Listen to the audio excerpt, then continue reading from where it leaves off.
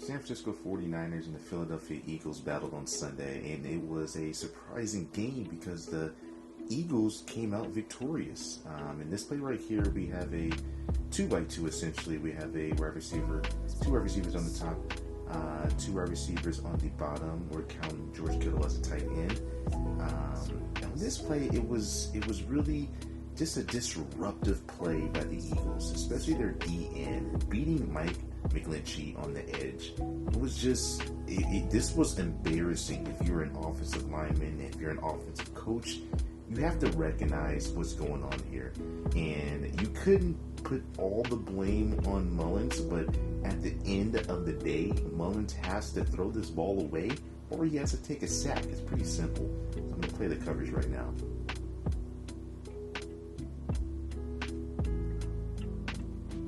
You see right off the bat, McGlinchey is beat.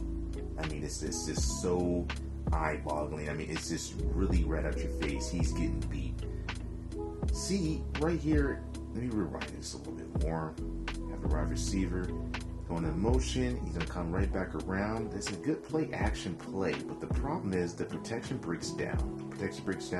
Mullens is going to just basically throw this ball up because he believes his receiver is going to get there, but that's incorrect.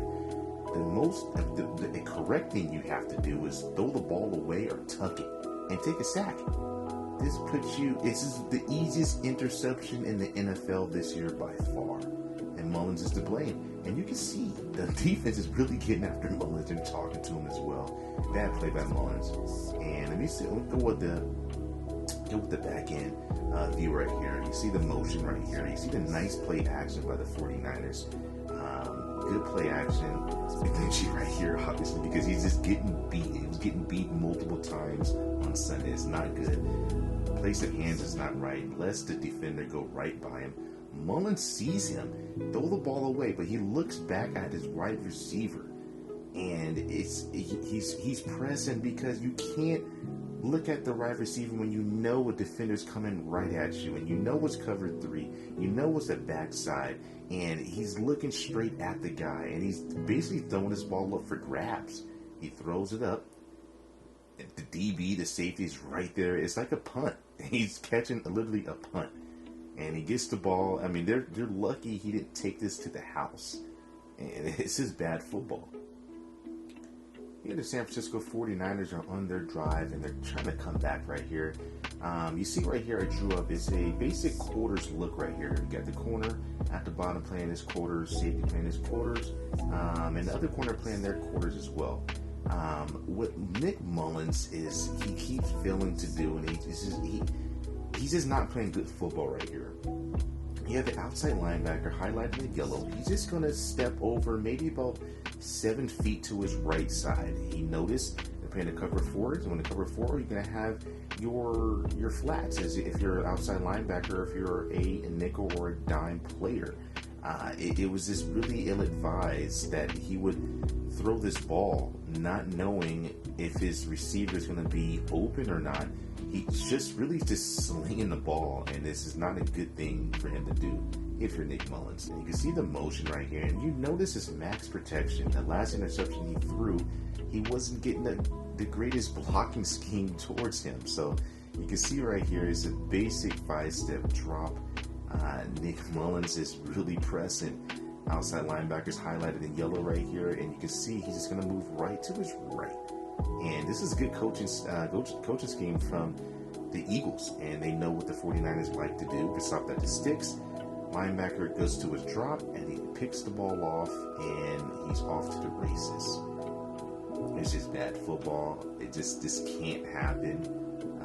Like I said, the Eagles had a good coaching scheme towards the 49ers. I think they did their homework. You can actually see it on film. The adjustments they made and the way they played and the way they came out was just better than the 49ers.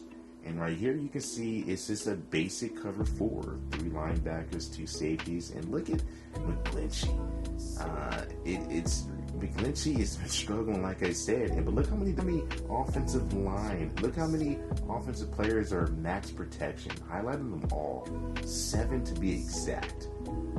And let's see when the ball is snapped. Kittle's in motion. He goes one-on-one right here, and it's his max protection. And Mullens' eyes is not where it's supposed to be. He's looking at the safety. He's trying to look him off, but he's not seeing the proper guy. And he's turning back on his back foot, and he's just letting it go. Didn't see the guy at all. He passed the ball. Didn't see him at all. He doesn't want to, I guess, double clutch. He knows the receiver's going to be in his spot, but he doesn't know the damn defender's right there. So it's unfortunate. Bad football. And it just can't happen if you're the San Francisco 49ers. Things like this will ruin your season because your defense is a little banged up right now. You got a couple people on offense that's banged up. You have to be able to know what you're doing, and you got to be comfortable about what you're doing on the football field. If you're not sure what you're doing, it's just going to cause more friction. And I think it really comes down to the coaching staff and what they actually think who's going to be their starting quarterback on Sunday if Jimmy Garoppolo is not ready to go.